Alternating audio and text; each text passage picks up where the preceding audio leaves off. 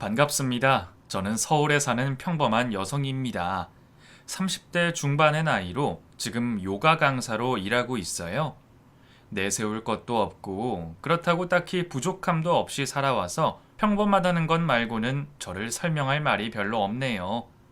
그런 제 삶에 두 번 다신 경험할 수 없는 특별한 사연이 생겨서 사람들이 많이 보는 인터넷에 올려볼까 하고 있었습니다. 그러다 이렇게 유튜브에 신청하게 되었네요. 저는 어릴 적부터 로망이 하나 있었다면 30살에 결혼하는 거였어요. 그 전에도 말고 그 후에도 말고 딱 30살이에요. 왜 하필 그 나이여야 했는지 이유는 딱히 모르겠어요. 그때가 가장 결혼 정년기라고 생각했던 건지 아니면 30대를 새롭게 살기 위해서 결혼이라는 터닝 포인트를 두고 싶었던 거였는지 모르겠네요. 그 뭐가 됐든 저는 제 오랜 로망을 이루긴 했어요. 30살이 되던 해 오랜 남자친구와 결혼을 했거든요. 사업가로 바쁘게 살고 있는 남자친구는 유쾌하고 장난기 많은 그런 성격이에요. 사실 남편과 저는 중학교, 고등학교 동창이었어요. 중학교 땐 같은 반 친구였는데 워낙 개그 코드도 잘 맞고 말도 잘 통해서 동성 친구만큼 가깝게 지내는 사이였죠. 왜 반에 꼭 그런 친구 한 명씩은 있잖아요. 성격 털털하고 친화력이 좋아서 두루두루 잘 어울리는 남자친구가 딱 그런 사람이었거든요. 그에 반해 저는 좀 낯을 가리고 소외되는 편이었어요. 워낙 낯을 가리기도 하고 키도 작고 그래서 뭔가 나서서 친구를 사귀고 그러는 게 쉽지 않았던 것 같아요. 성적 따라서 학교를 정하다 보니 항상 제가 살던 곳이랑 멀게 다니곤 했거든요. 그래서 마음에 맞는 친구를 사귀어도 학교를 올라가다 보면 곧 헤어지고 그러더라고요. 그래서 중학교 초반, 고등학교 초반은 혼자 다니느라 많이 힘들었어요. 그런데 중학교 때 처음 본 남편이 자꾸 저에게 말을 시키고 장난을 걸더라고요. 꼭 친구들이랑 같이 있을 때요. 저는 솔직히 처음엔 시비 거는 줄 알았어요. 저는 가만히 있는데 친구들 잔뜩 끼고 와서 위압감을 주는 것 같으니까요. 그래서 더 멀리하고 그랬는데 나중에 생각해보니 소외되는 친구를 위한 배려 같은 거더라고요. 3년 내내 같은 반이다 보니 멀어지고 가까워지고를 반복하며 우리는 친해졌고 집 가는 길이 같아서 늘 하교까지 같이 하는 사이가 되었습니다. 그땐 어렸던지라 연애 감정 같은 건 사실 잘 몰랐어요. 주변에 간혹 일찍이 남자친구, 여자친구를 사귀는 애들이 있긴 했지만 저는 관심이 전혀 없는 편이었거든요. 그래서 남편도 오로지 친구로만 받아들였던 것 같아요. 꼭 붙어 있는 우리 사이를 보면서 놀리는 애들이 많긴 했지만 그럴 때마다 남편이 나서서 자기는 공부할 거라느니 저는 베스트 프렌드라느니 먼저 농담해줘서 기분이 상하거나 어색해진 적이 없었고요. 어릴 적부터 참 능청맞은 아이였죠. 그러다 고등학교에 올라가게 됐고 많이들 선택하는 학교가 아닌데도 남편은 저와 같은 곳으로 진학하게 됐어요. 나중에 사귀고 나서 물어보니 역시나 저를 따라온 거더라고요. 저랑 헤어지게 될 걸 생각하니 너무 막막했대요. 그땐 저는 너무 무모한 선택이었다고 생각했는데 남편은 그 일로 저와 지금까지 만나게 됐으니 아직도 인생 중 가장 최고의 선택이라고 해요. 그런 마음이 여전히 너무 고마워요. 나를 인생 최고의 선택이라고 말해줄 수 있는 사람이 몇이나 될까요? 어쩌면 그 말로 인해 남편과 평생 함께 해야겠다고 다짐하게 된 것 같기도 하네요. 어쨌든 고등학교에 가서도 우리는 단짝처럼 꼭 붙어서 다녔어요. 다들 우리 사이를 보면서 의심도 하고 부러워도 했죠. 이성 간에 저렇게 믿고 의지할 수 있는 사람이 있다는 것에 대해서요. 저도 참 많이 고맙긴 했어요. 새 학교를 가니 아는 얼굴이 없어서 초반 6개월 정도는 또 혼자 다녔거든요. 근데 남편도 저와 똑같은 조건이었는데 가자마자 친구들을 잘만 사귀더라고요. 왠지 얄밉게도 또 워낙 사람을 대하는데 막힘이 없어서 그런 것 같았어요. 내성적인 저와는 완전히 반대였죠. 그렇게 친구가 점점 많아지는데도 저에게 소홀한 적이 없었어요. 급식도 같이 먹고 학교가 끝나면 같이 가자고 반으로 찾아오고 제가 겉돌지 않게 가끔 자신의 친구를 소개시켜주고 그랬어요. 정말 고마웠죠. 뭐랄까, 남자로서 친구로서가 아니라 사람 자체에 대한 믿음이 생겼다고 해야 하나. 이 친구라면 내가 정말 끝까지 믿고 함께 해도 되겠다 라는 확신이 들었어요. 그래서 늘 제 속마음을 많이 이야기해주곤 했어요. 내가 이렇게 심한 장난도 치고 막대하기도 하지만 사실 많이 고맙다고. 네가 있어서 나는 매번 힘든 상황에서도 웃을 수 있다고요. 그럼 남편은 친구 사이에 무슨 그런 말을 하냐며 쑥스러워했죠. 아직도 그런 생각을 해요. 남편은 정말 좋은 반려자이기도 하지만 정말 좋은 친구기도 했다고요. 그때 남편이 없었다면 제 10대는 아마 훨씬 더 고독하고 힘들었을 테니까요. 그렇게 고등학교 내내 붙어 다니며 우리는 매 순간 서로를 통해 위로받고 즐거움을 얻으며 10대의 마지막을 보냈습니다. 그러다 수능을 본 후 겨울방학 때 남편과 따로 만나 밥을 먹었거든요. 저는 그때 원하는 대학에 붙었고 남편은 재수를 결심한 때였어요. 기죽어 있는 남편이 당시 너무 신경 쓰이고 슬퍼서 어떻게든 위로해주고 힘을 주려고 했었죠. 괜찮아. 어차피 학교 가면 재수니 뭐니 그런 거 안 따신대. 딱 1년이야. 1년만 견디면 네가 원하는 어디든 갈 수 있어. 그냥 3학년을 한 번 더 보낸다고 생각하자. 쉽지 않을 것 같아. 이번 3학년엔 네가 없잖아. 왠지 모를 의미심장한 말을 하고 씩 웃는 남편을 보며 그때 처음 묘한 감정을 느꼈던 것 같아요. 우정이 아닌 무언가. 그날 남편이 집으로 데려다 주면서 고백을 했습니다. 사실 그동안 저를 쭉 좋아했다고요. 꼭 20살이 되면 고백하고 저와 만나고 싶었다는데 계획에 없던 재수라는 변수가 생겨서 많이 고민했대요. 그 얘기를 듣는데 왜 이렇게 웃기던지 그러면서 지금은 당황스럽고 거부감이 들 수 있으니 자기가 대학교에 갈 때까지 생각해 보래요. 그러다 우리 둘 다 대학생이 되면 마음을 결정해 달라고 하더라고요. 기다려 달란 거 아니고 그 사이에 남자친구 사귀다 헤어져도 되니까 그냥 생각만 해달라고요. 사실 그때 남편이 뒷말을 안 붙이고 고백만 했으면 전 바로 거절했을 것 같긴 해요. 남편 말대로 당혹스럽고 자칫 우리 사이가 어색해질까 봐요. 그런데 생각해달라 하고 곧바로 평소처럼 별일 없던 것처럼 인사하고 집으로 가는 남편을 보며 오히려 마음이 가벼워진 느낌이었어요. 그 후련해 보이는 뒷모습이 웃기긴 했지만요. 그렇게 저는 대학을 가고 남편은 재수를 하며 한동안 꽤 오래 못 봤습니다. 얼굴은 못 봤지만 그래도 연락은 꽤나 자주 했어요. 공부하는 남편을 방해하고 싶지 않으면서도 잘 지내나 궁금하긴 해서 제가 많이 전화 걸고 그랬죠.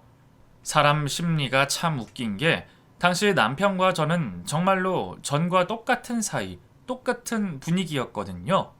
그런데 남편이 저를 좋아한다는 사실을 알고 연락하니까 이상하게 더 관심이 생기고 자꾸 다른 감정이 생기더라고요. 얘는 분명 별 생각 없이 하는 말 같은데 괜히 저 혼자 다른 의미를 부여하게 되고요. 아마도 그게 남편의 계획이었던지도 모르죠.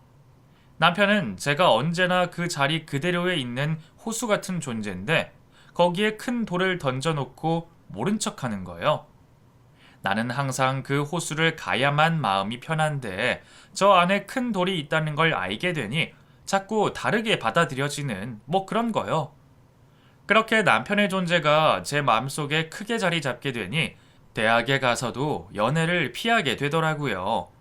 소개팅이나 미팅 같은 것도 괜히 핑계를 대고선 나가지 않고요. 그러다 남편이 대학에 붙게 된 거예요. 대학 합격 소식을 안 날 남편은 저에게 가장 먼저 달려와 소식을 알려주었어요. 그 길거리 한복판에서 우리는 뚱뚱한 패딩을 입은 채 서로를 껴안고서 비명을 지르며 좋아했죠. 왠지 제가 대학 합격한 것보다 더 좋아했던 것 같기도 하네요. 합격 소식을 알리고 같이 밥을 먹으며 수다를 떠는 그 하루 내내 남편은 별다른 이야기를 하지 않았어요. 그래서 그동안 고백에 대해 생각해 봤냐, 나는 어떠냐, 이런 말은 일절 꺼내지 않았죠. 저에게 부담을 주고 싶지 않았던 것 같기도 하고, 사실 속으론 겁내고 있던 것 같기도 해요. 자칫 제가 그 자리에서 거절이라도 해서 우리 사이가 그렇게 멀어질까 봐요. 그래서 그날 밤 남편이 집 앞까지 데려다 줄 때 제가 먼저 얘기했습니다. 만나자고. 1년간 생각해 봤는데 아무래도 저도 남편을 좋아하고 있는 것 같다고요. 그러자 정말 믿기지 않게 남편이 그 자리에서 눈물을 뚝뚝 흘리더라고요. 대학 떨어졌을 때도 웃었던 앤데 말이에요. 그동안 공부하랴 맘고생하랴 많이 지치고 힘들었을 남편을 꼭 껴안아 주었습니다. 그렇게 우리는 만남을 시작했고 자그마치 10년을 연애하다 30에 결혼을 하게 된 거죠. 아주 솔직히 말하면 제 삶에 남자가 남편만 있을 줄은 몰랐네요. 그래도 이런저런 연애를 해보고 난 후 결혼할 줄은 알았는데 중학교 친구와 20대를 온통 함께 보내고 결혼까지 약속하게 될 줄이야. 그런데 그만큼 잘 맞았어요. 헤어질 이유 하나 없었고 사랑하는 마음도 전혀 줄어들질 않았고요. 때로는 친구처럼, 때로는 가족처럼, 때로는 연인처럼 항상 제 곁을 지켜주고 힘이 되어준 그런 사람은 분명 평생을 살아도 못 만날 것 같았거든요. 30에 결혼하고 싶다고 그렇게 노래를 부른 저를 위해 남편은 29살이 되던 해 프로포즈를 해주었고, 그렇게 식을 올린 후 지금까지 잘 지내고 있습니다. 이렇게 간략히 축약해 말하면 정말 평범하고 평화로워 보이죠? 만난 시간이 짧지 않으니 그간 참 많은 일이 있었거든요. 그중 저와 남편의 앞날을 바꿔놓은 일에 대해서 이야기해 보려고 합니다. 남편은 중학교 때 부모님이 이혼하셨어요. 어머님은 이혼한 지 얼마 안 돼서 곧바로 재혼하셨고 그 이후로 한 번도 못 봤다고 하더라고요. 그런데 같이 살 때부터 워낙 두 분이 많이 싸우셔서 이혼한다고 했을 때도 그렇게까지 충격이진 않았대요.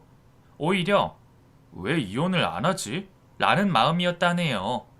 어머님의 경제관념이 남편 집 사정에 맞지 않아서 아버님이 굉장히 많이 힘들어 하셨대요.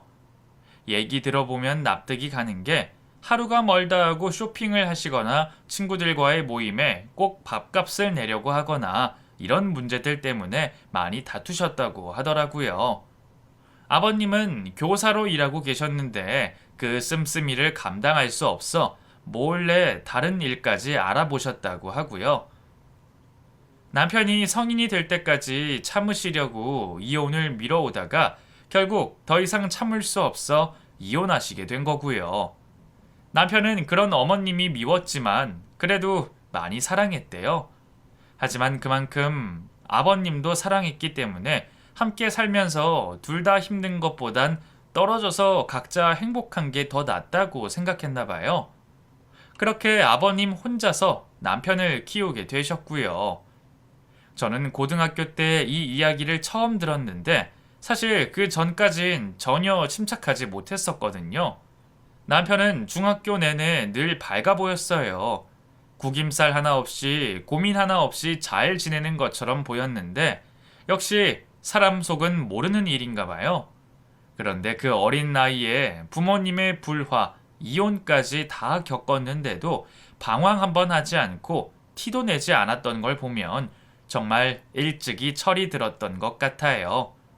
혼자서 자기를 키우는 아버님에게 짐이 되고 싶지 않아서 혼자 밥 차려 먹고 알아서 공부하며 큰 거더라고요.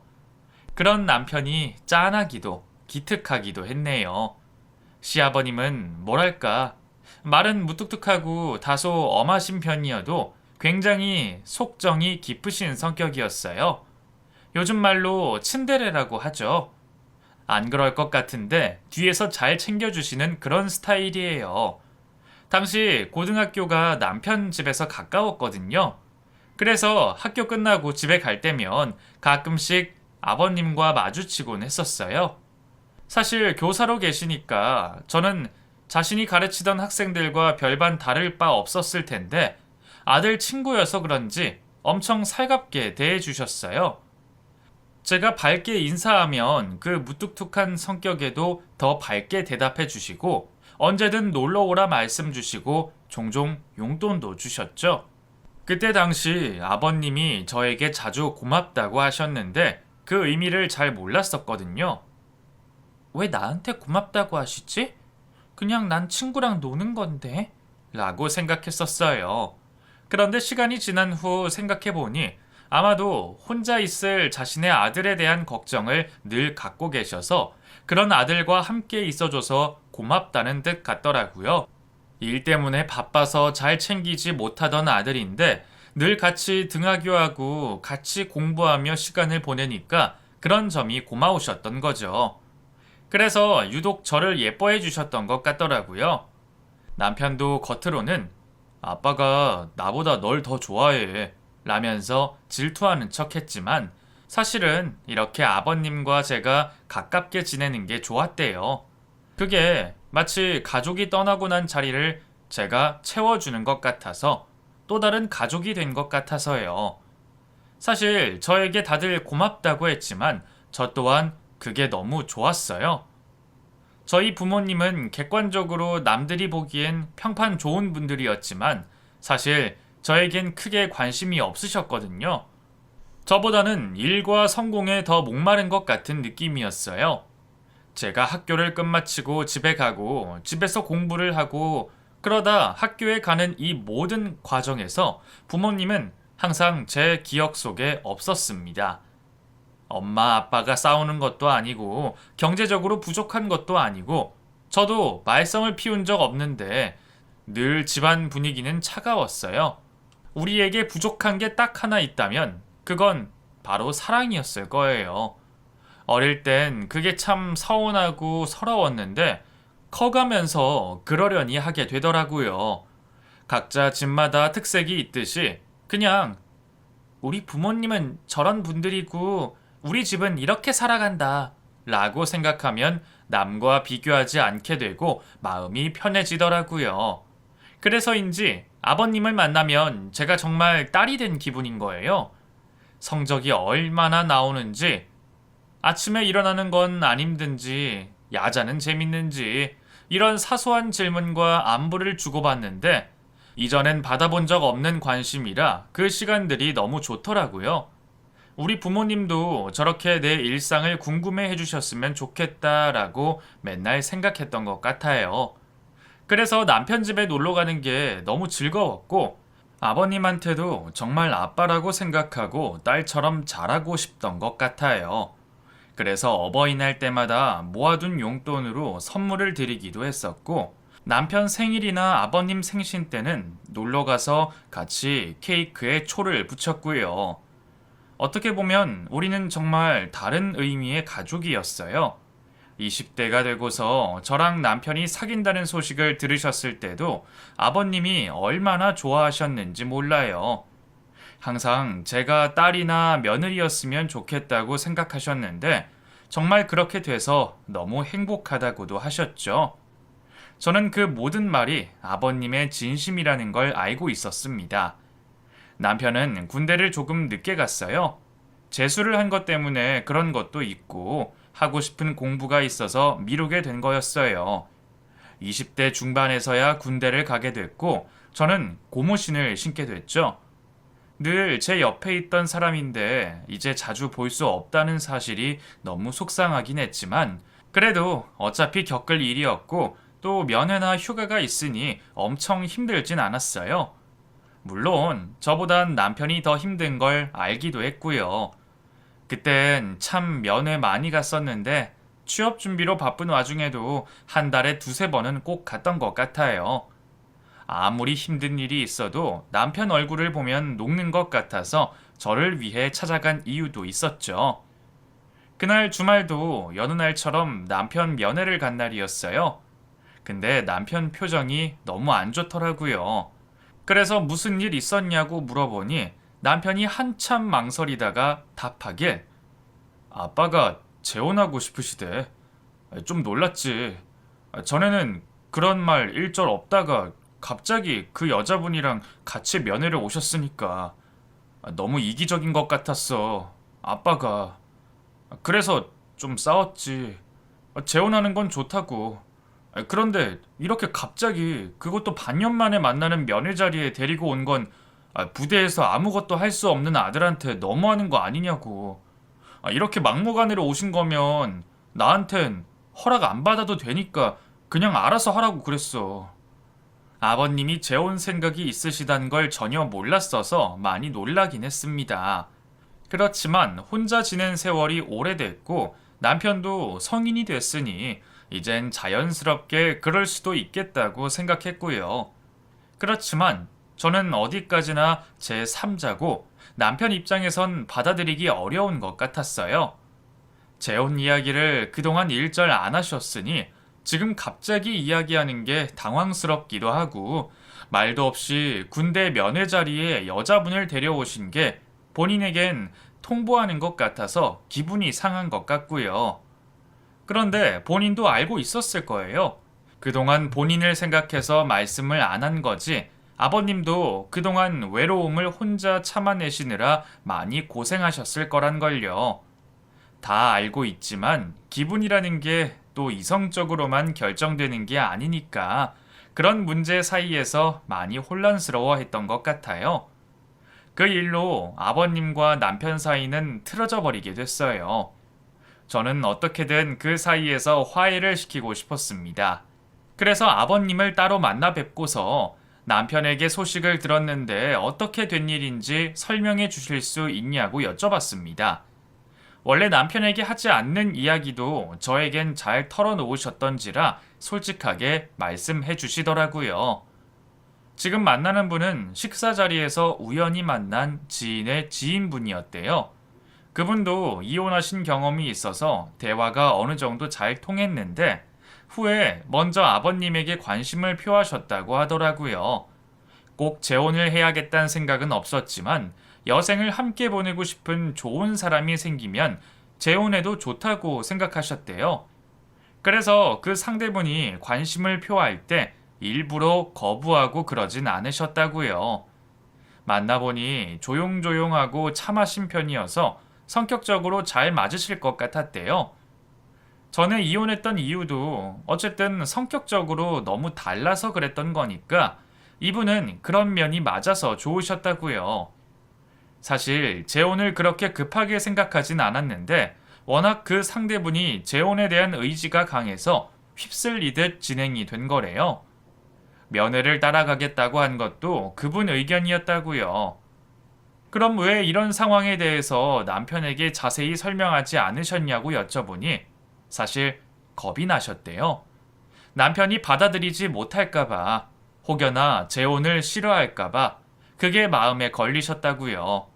그래서 계속 비밀로 하고 있었는데 갑자기 면회를 함께 가게 됐고 재혼 얘기까지 나와서 아버님도 많이 당황하셨던 거더라고요.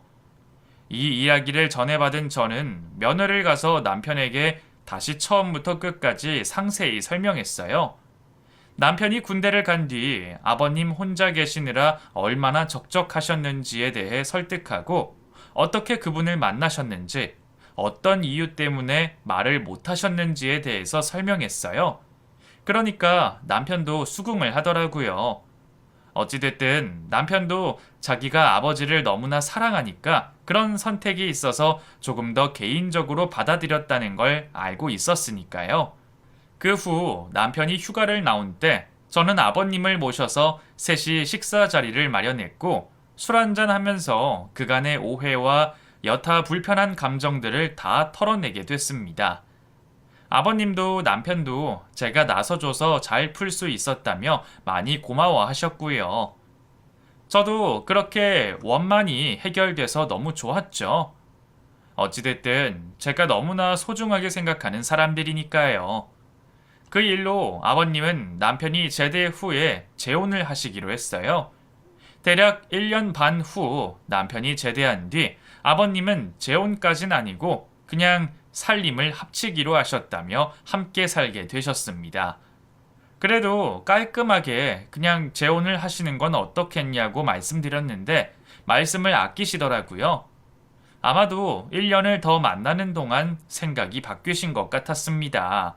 지나고 생각해보면 아마도 어머님의 성격적인 문제 때문이지 않았을까 싶어요. 원래 꽃집을 하셨다던 어머님은 지금은 딱히 직업 없이 가끔 잘 아는 물류 공장에 일이 있으면 알바 개념으로 하시던 분이었어요. 남편은 군대에 있느라 그간 교류가 없었으니 새어머니를 많이 낯설어하고 어려워했습니다. 어머님도 막 먼저 다가가는 친근한 성격은 아니셨던지라 많이 어색해 하셨고요. 이런 분위기 때문에 남편은 자취를 하고 싶었지만 결혼하면 어차피 안 보고 살게 될 텐데 왜 이리 빨리 헤어지려고 하냐는 아버님의 말씀에 결국 포기했었죠. 저는 그냥 여자친구일 뿐이니 어머님과 둘이 있거나 따로 연락을 할 일은 거의 없었거든요. 다만 자주 놀러 가서 같이 식사를 한 적은 많았지만요. 그런데 그런 짧은 만남에서도 뭔가 이상하긴 했어요. 어머님이 겉으론 얌전하고 우아하신데 뭐라 해야 할까? 말 한마디 한마디를 좀 공격적으로 하는 편이셨거든요. 웃으면서 말씀하시긴 하는데 그 말에 가시가 있는, 웃으면서 얼굴에 침 뱉는 것 같은 그런 느낌이요. 아버님에게는 유하게 말씀하시면서 이상하게 꼭 저에게만 가시돋친 말을 하는 겁니다.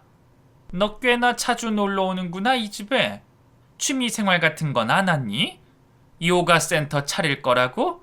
어머, 요즘 너도 나도 다 그런 센터 차린다던데 내 생각엔 쉽지 않을 것 같네. 그냥 평범한 회사 다니는 게 좋지 않을까? 맞다. 저번에 사온 과일 하나도 안 달더라. 백화점에서 사온 건데도 그렇게 안 달 수가 있니? 돈 아까워 죽는 줄 알았어. 되게 이런 식이었어요. 다 같이 있는 자리에선 말을 아끼시면서 꼭 둘이 남겨질 때만 저렇게 말하는 겁니다. 콕 집어서 잘못이라곤 말할 수 없는데 묘하게 기분을 상하게 하는 어법이었죠. 저를 마음에 안 들어 하시나 했는데 남편에게도 저런 식으로 말한다고 하더라고요. 남편도 저런 일로 트러블이 잦았던지라 어머님을 적잖이 안 좋아하는 눈치였습니다. 기분 안 좋은 적이 한두 번이 아니었고 그로 인해 점점 악감정이 쌓여갔지만 그래도 아버님과 함께 사는 분이고 어머님이 될 뿐이니까 애써 나쁘게 생각하지 않고 싶었어요. 아버님과도 그렇게 크게 안 맞는 것도 아닌 것 같았고요. 두 분 사이에 애정이 엄청나 보이진 않았지만 그래도 서로를 어느 정도 위하시는 모습이긴 했거든요. 그런데 왜 저희에게만 저렇게 삐딱하게 굴까 의문이 들었지만 명확한 답을 찾진 못했었습니다. 무엇이 본 모습인지 알 수가 없었죠. 그러다 보니 저도 점점 남자친구 집을 찾아가는 일이 적어졌어요. 어머님을 마주치고 싶지 않다는 그런 마음이었죠. 어차피 아버님에게 연락이 와 요즘 왜 안 오냐고 조금 섭섭해 하시는 것 같더라고요. 그래서 사실은 말하지 못할지언정 아버님에게까지 선을 긋진 말자는 생각으로 그 다음부터 연락을 자주 드리곤 했습니다. 매번 보내던 선물도 변함없이 보냈고요. 제가 선물 하나를 보내면 2개의 선물을 준비해서 보내주시는 아버님이어서 드리는 의미는 크게 없었지만요. 그렇게라도 제가 선을 긋는 게 아니란 걸 보여드리고 싶었어요. 그렇게 지내다 29이 되고 저희는 결혼을 약속하게 됐죠. 그런데 어머님이 저희 결혼을 반대하시는 겁니다. 아니, 정확히는 저를요. 소식을 듣고 사실 많이 놀랐었어요. 아무리 제가 마음에 안 드셔도 제가 남편과 10년 가까이 연애했다는 것도 알고 계셨을 테고 그간 제가 드리는 선물도 마다한 적이 없으셨는데 왜 그러시는지 이해가 되지 않았습니다. 직업이어서 싫다고 하셨다네요. 그래도 제 앞가림 할 정도로 벌고 있고 이제 조금 더 모아서 제 이름 걸고 센터도 차리려고 했거든요. 그럼 훨씬 더 안정적이고 여유롭게 지낼 수 있다고도 전부터 말씀드렸었어요. 그리고 운동인데 몸을 쓴다는 표현도 많이 불쾌했습니다. 그래서 어머님을 찾아뵙고 직접 얘기 나누고 싶다 했는데 남편이 말리더라고요. 만나봤자 기분만 상할 거라고요. 어차피 아버님이 강경하게 결혼에 대한 뜻을 보이셔서 어머님도 결국 따르게 될 거라고요. 그러니 자기 집 안에서 조금만 더 시간을 달라고 하더라고요. 그리곤 며칠 후 아버님에게 전화가 왔어요. 시간 끌어 미안하다고 상견례 날짜 잡자고요. 결혼 소식도 아버님이 가장 좋아하셨다는데 어머님의 반대로 인한 티를 못 내시는 것 같아서 저까지 마음이 불편하긴 하더라고요. 어찌됐든 그 다음부터는 하나씩 맞춰가며 준비했고 결국 식까지 올리게 됐습니다. 저는 결혼만 하면 이제 우리 사이에 별다른 문제는 없을 거라 생각했거든요. 제가 너무나 믿고 의지하는 가족이 생긴 거고 앞으로 약속한 미래를 향해서 열심히 살아가면 된다고만 여겼어요. 그런데 웬걸 어머님의 교묘한 괴롭힘이 점점 더 심해지는 겁니다. 어머님이 계시고 난 이후부터 아버님이 저를 집으로 초대하는 일이 적어졌거든요.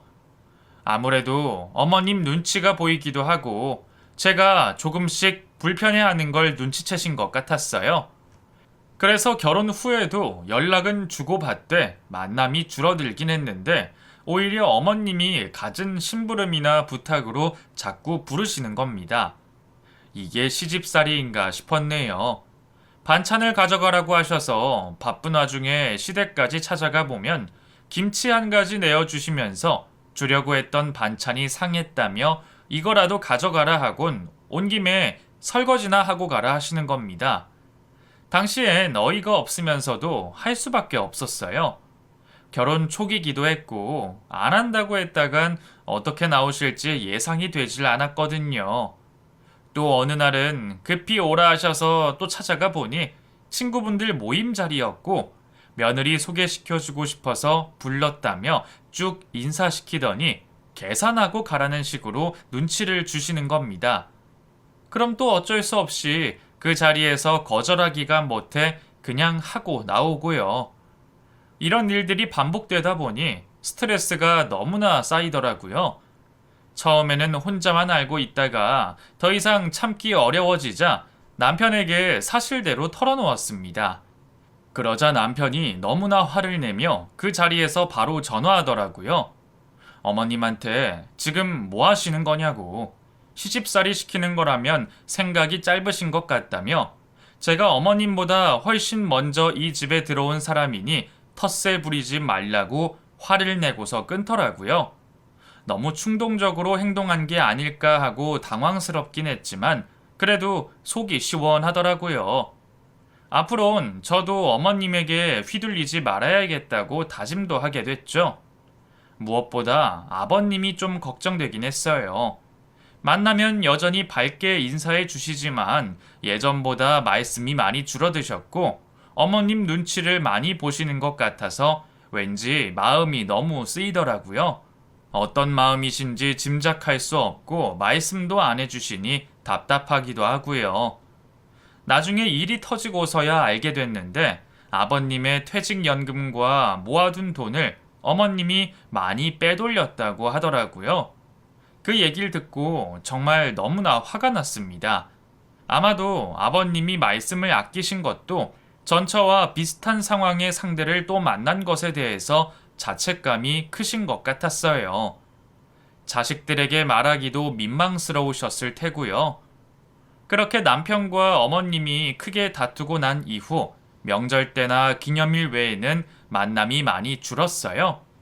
제가 몰래 아버님만 따로 만나서 식사 대접하고 대화도 나누곤 했지만 그것마저도 오래는 못 있었고요.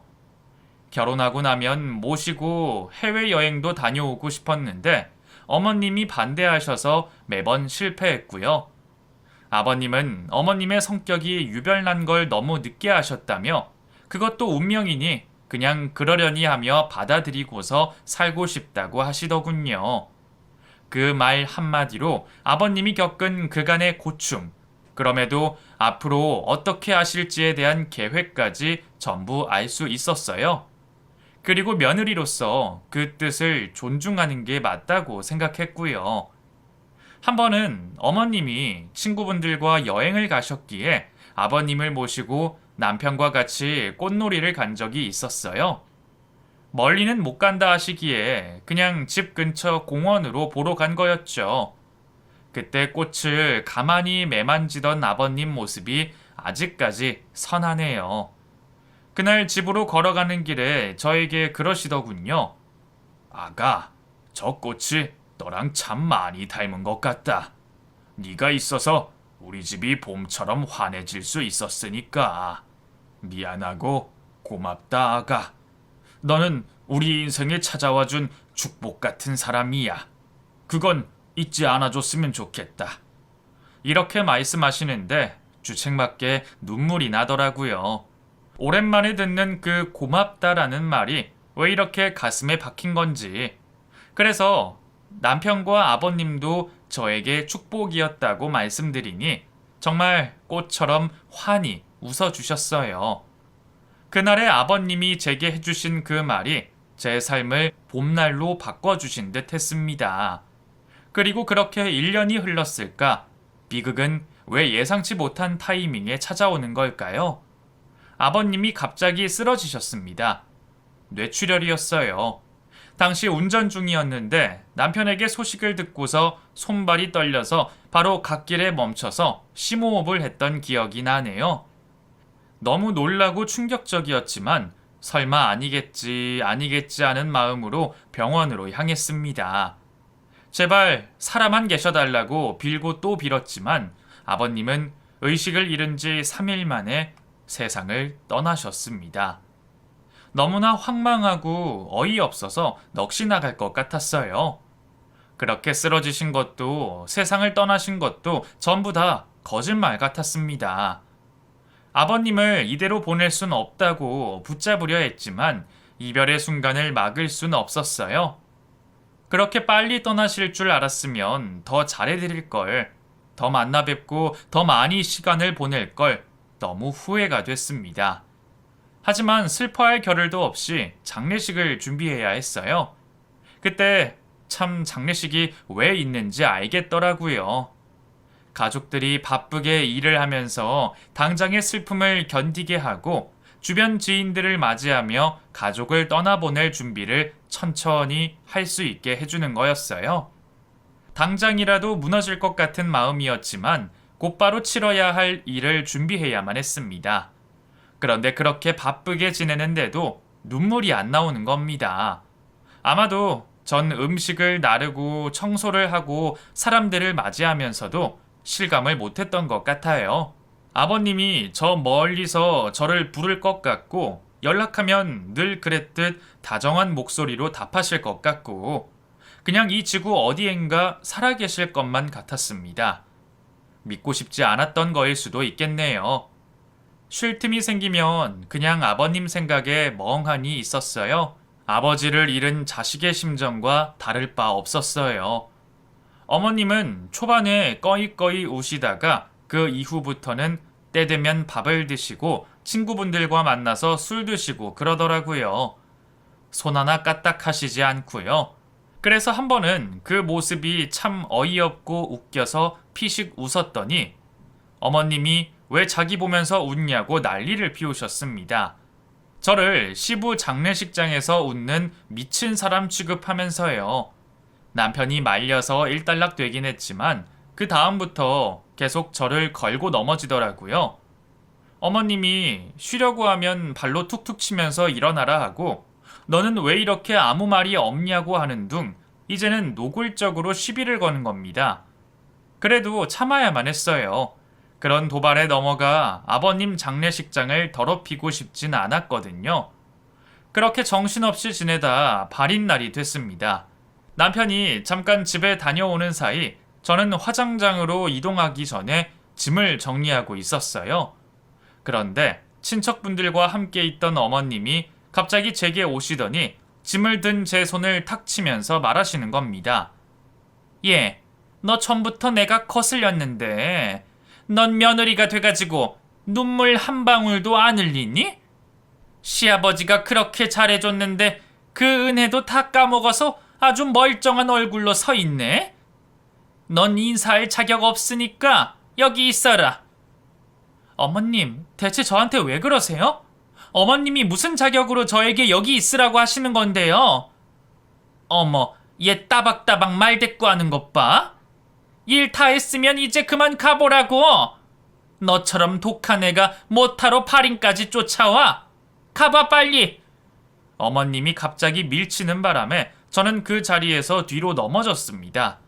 너무 놀라서 서러워서 눈물이 나더라고요. 그래서 저도 얼른 뛰어가서 어머님을 붙잡고 대체 저에게 왜 이러냐고 악소리를 질렀습니다. 그러자 친척들이 다 우리를 쳐다봤고 어머님은 당황하신 건지 제가 미쳤다면서 빨리 끌어내라고 하시더군요. 하지만 어머님은 서류상 아내가 아니어서 친척들이 잘 몰랐기도 하고 어머님이 장례식 내내 한 꼴을 봤는데 그럴 리 있나요? 무슨 일이냐며 제게 다가와 이유를 물어주었습니다.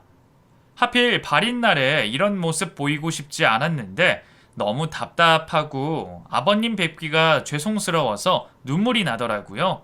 그런데 집에 다녀온 남편이 그때 맞춰 도착했습니다. 제가 울고 있자 달려와서 왜 그러냐고 묻기에 무슨 일이 있었는지 다 말했습니다. 그러자 남편은 곰곰이 무언가 생각하더니 주머니 품에서 종이 한 장을 꺼내더라고요. 오늘 집에 갔다가 발견한 아버님의 유언장과 녹음기였습니다. 평소 지병이 있던 아버님이 만일의 경우에 대비해 형식에 맞춰 일찍이 작성해 두신 거였어요. 남편은 화를 억누른 이성적인 목소리로 어머님께 말했습니다. 오늘 집에 갔다가 아버님 서재 서랍에서 유언장 발견했어요. 다 같이 있는 자리에서 확인하는 게 좋을 것 같아서 가져왔습니다. 그리고 남편은 유언장을 펼쳐서 또박또박 읽기 시작했습니다. 그리고 전혀 생각지 못했던 내용이 들렸어요.